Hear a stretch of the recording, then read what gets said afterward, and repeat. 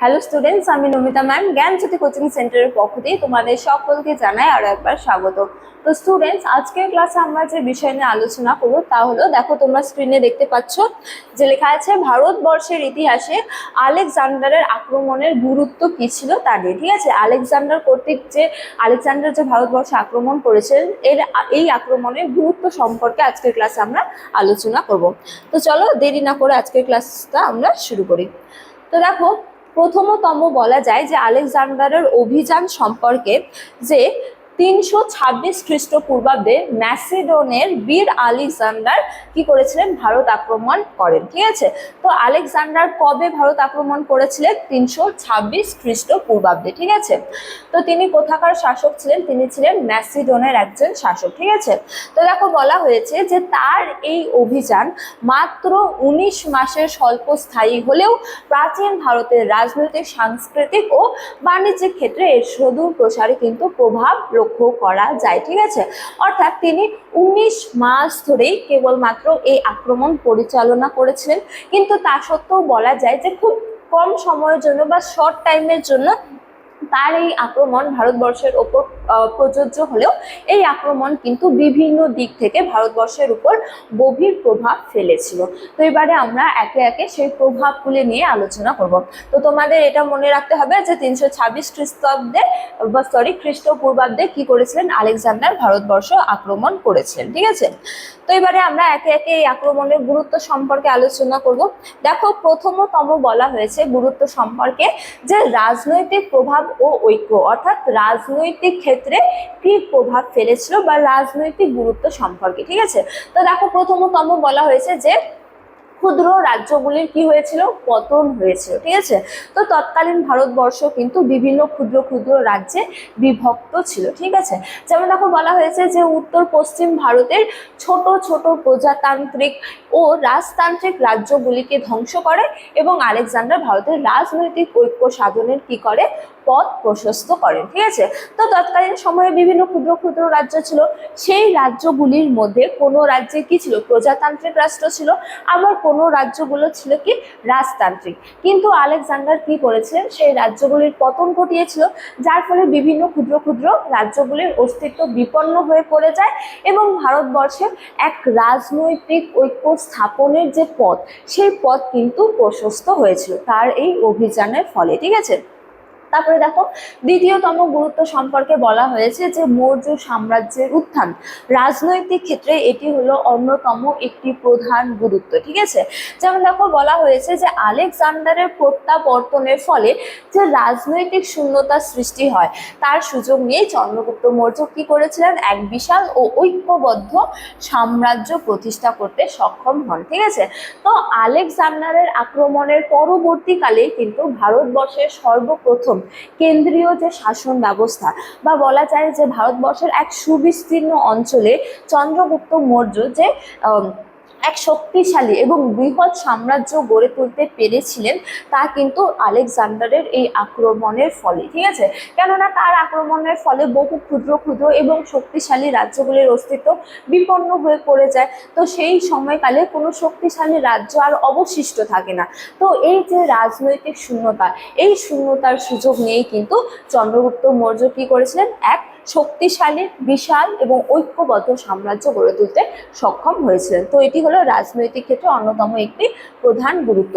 তারপরে দেখো আরেকটি গুরুত্ব সম্পর্কে বলা হয়েছে যে প্রতিরক্ষা ব্যবস্থা। ঠিক আছে, তো এই ক্ষেত্রে বলা হয়েছে যে বিদেশিদের আক্রমণের ফলে ভারতীয় রাজারা তাদের সামরিক ত্রুটিগুলো বুঝতে পারেন এবং প্রতিরক্ষাকে আরো সুদৃঢ় করারও শিক্ষা পান। আচ্ছা, তো আলেকজান্ডার যে ভারতবর্ষ আক্রমণ করেছিলেন, তাদের সেই সময় সেই যে পর্যাপ্ত পরিমাণ বা বলা যায় যে উন্নত সামরিক বাহিনীও ছিল না বা প্রতিরক্ষা বাহিনীও ছিল না।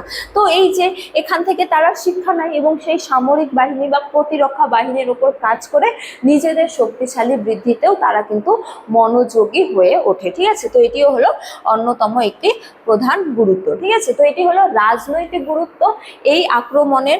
এবারে আমরা আলোচনা করব এই আক্রমণের অন্যতম প্রধান গুরুত্ব হলো ইতিহাস রচনাতে ও কালানুক্রম গঠনে। ঠিক আছে, তো দেখো প্রথমতম বলা হয়েছে সুনির্দিষ্ট কালপঞ্জি যে আলেকজান্ডারের আক্রমণ প্রাচীন ভারতীয় ইতিহাসের প্রথম সুনির্দিষ্ট তারিখ ছিল, ঠিক আছে। এখান থেকেই তারিখ আমরা একেবারে এক্সাক্ট টাইম পিরিয়ড জানতে পারি ইতিহাসে, ঠিক আছে, যা পরবর্তীকালে সঠিক কালানুক্রম নির্ণয়ে ভিত্তিপ্রস্তর স্থাপন করে, ঠিক আছে।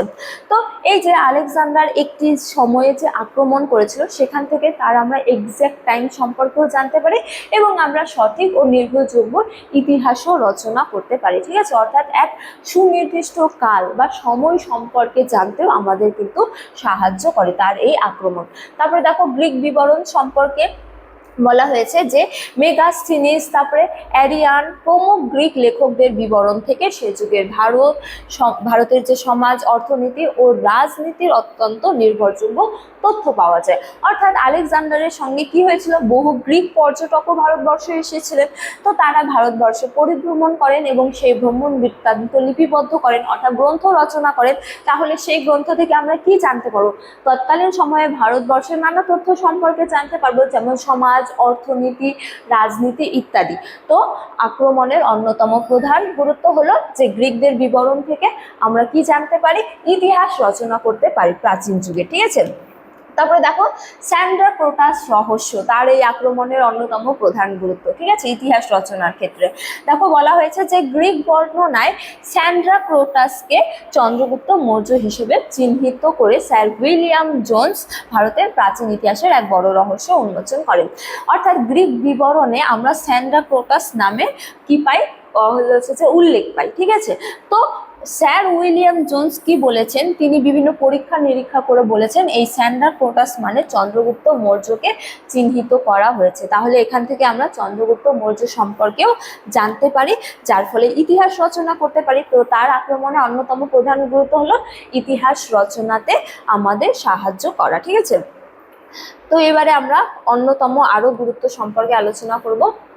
গান্ধার শিল্প ও ভাস্কর্য, অর্থাৎ ভারতীয় যে শিল্প স্থাপত্য ছিল সেগুলোর ওপরেও কিন্তু এই আক্রমণের প্রভাব পড়েছিল। যেমন দেখো বলা হয়েছে সাংস্কৃতিক ক্ষেত্রে যে গ্রিক ও ভারতীয় শিল্পরীতির এক অভূতপূর্ব মিশ্রণে উত্তর পশ্চিম ভারতের গান্ধার শিল্প নামে এক নতুন ভাস্কর্য রীতির জন্ম হয়েছিল। অর্থাৎ শিল্পরীতি, ভারতীয় শিল্পরীতি তো প্রযোজ্য ছিল, তার সাথে সাথে গ্রিক শিল্পরীতি মিশে, অর্থাৎ ভারতীয় এবং গ্রিক শিল্পরীতির সমন্বয়ে এক নতুন শিল্পরীতির কি হয়, উন্মোচন হয় বা উদ্ভব হয় এই সময়কালে। যে শিল্পরীতি কি নামে পরিচিত, গান্ধার শিল্প, ঠিক আছে। তো শিল্পের ক্ষেত্রেও আমরা কিন্তু এই আক্রমণের প্রভাব দেখতে পারি। তারপর দেখো শিল্পের ক্ষেত্রে আরো বলা হয়েছে বুদ্ধের মূর্তিতে প্রভাব, যেমন এই রীতিতে নির্মিত গৌতম বুদ্ধের মূর্তিগুলোতে গ্রিক দেবতা অ্যাপোলোর শারীরিক গঠন, পোশাকের ভাঁজ এবং মুখমণ্ডলের সুস্পষ্ট প্রভাব লক্ষ্য করা যায়। তো এই যে গান্ধার শিল্প, এই শিল্পের মাধ্যমে এই সময়কালে যে গৌতম বুদ্ধের মূর্তি নির্মাণ করা হয়েছিল তা অত্যন্ত সৌন্দর্যপূর্ণ ছিল। যেমন গ্রিকরা কি করতো, তাদের যে দেবতা অ্যাপোলো তার হলো যে শারীরিক গঠন অত্যন্ত শক্তিশালী, কাপড়ের ভাঁজ কাটা, তো এই ধরনের মূর্তি নির্মাণ করত। তো এই যে আলেকজান্ডার ভারতবর্ষ আক্রমণ করেছিলেন তার পরবর্তীকালে সেই যে শিল্পরীতির ছাপ ভারতবর্ষেও দেখা যায়। যেমন গ্রিক দেবতা অ্যাপোলোর মতো ভারতবর্ষের গৌতম বুদ্ধের মূর্তিগুলিও একইভাবে তৈরি করা শুরু হয়, ঠিক আছে। যেমন গৌতম বুদ্ধকেও শারীরিক গঠন দেওয়া হয়, পোশাকের ভাঁজ দেওয়া হয় ইত্যাদি। সুতরাং শিল্পরীতিতে আমরা এই অভিযানের প্রভাব লক্ষ্য করতে পারি, ঠিক আছে। তারপর দেখো আরো বলা হয়েছে যে আলেকজান্ডারের অভিযানের পর ব্রাক্তীয় গ্রিকদের মাধ্যমে এই সাংস্কৃতিক বিনিময় আরো সুদৃঢ় হয়। পরবর্তীকালে তার অভিযানের মাধ্যমেই কি হয়েছিল, ব্রাক্তীয় গ্রিকদের দ্বারা এই যে সাংস্কৃতিক বিনিময় তা আরো বৃদ্ধি পেয়েছিল, ঠিক আছে। সুতরাং বলা যায় যে রাজনৈতিক ক্ষেত্রে আমরা এই আক্রমণের গুরুত্ব দেখতে পারি, এছাড়া ইতিহাস রচনার ক্ষেত্রে এবং কি শিল্প ক্ষেত্রে বা শিল্পেও আমরা এই আক্রমণের প্রভাব লক্ষ্য করতে পারি। তারপর অন্যতম প্রভাব হলো বাণিজ্য ও অন্যান্য ক্ষেত্রে।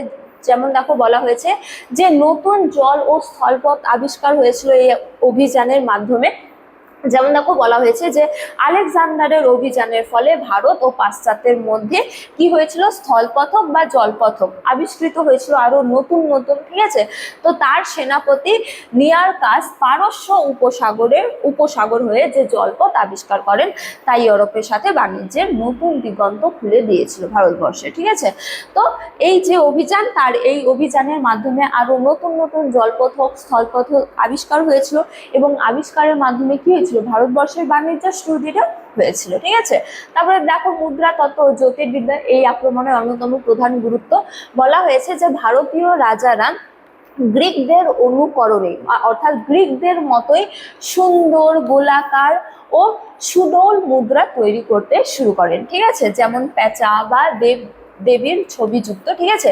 এছাড়া ভারতীয় যে জ্যোতির্বিদ্যা ছিল বা চিকিৎসা শাস্ত্র, গ্রিক চিন্তাধারার প্রভাব পড়েছিল, ঠিক আছে।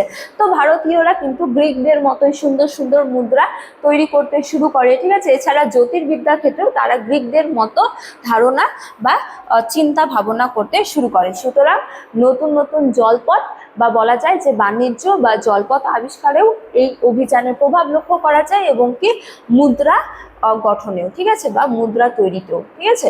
সুতরাং আমরা কি কি আলোচনা করলাম, যে এই আক্রমণের প্রভাব আমরা কোন কোন ক্ষেত্রে দেখতে পারি। দেখো একবার কুইক রিভিশন করে নিই যাতে তোমাদের মনে থাকে, ঠিক আছে। তো রাজনৈতিক ক্ষেত্রে এই অভিযানের প্রভাব আমরা দেখতে পারি, ঠিক আছে। তারপরে ইতিহাস রচনার ক্ষেত্রেও, ঠিক আছে। এছাড়া গান্ধার শিল্প বা বলা যায় যে শিল্প ও ভাস্কর্যের ক্ষেত্রেও এই অভিযানের প্রভাব লক্ষ্য করা যায়, বাণিজ্য এবং অন্যান্য ক্ষেত্রে, ঠিক আছে। তারপরে দেখো পরিশেষে বলা যায় যে আলেকজান্ডারের ভারত আক্রমণ কেবল একটি সামরিক অভিযান ছিল না, ঠিক আছে। এটি প্রাচ্য হোক ও পাশ্চাত্য হোক, সেই যে সভ্যতা প্রাচ্য ও পাশ্চাত্যের তার মেলবন্ধনের এক ঐতিহাসিক সেতু নির্মাণ করেছিল, যা ভারতীয় সংস্কৃতিকে চিরতরে সমৃদ্ধ করেছিল, বা বলা যায় যে ভারতীয় সংস্কৃতিকে আরো সমৃদ্ধ করেছিল বা বিভিন্ন দিক থেকে উন্নত করার কিন্তু প্রচেষ্টা করেছিল, ঠিক আছে।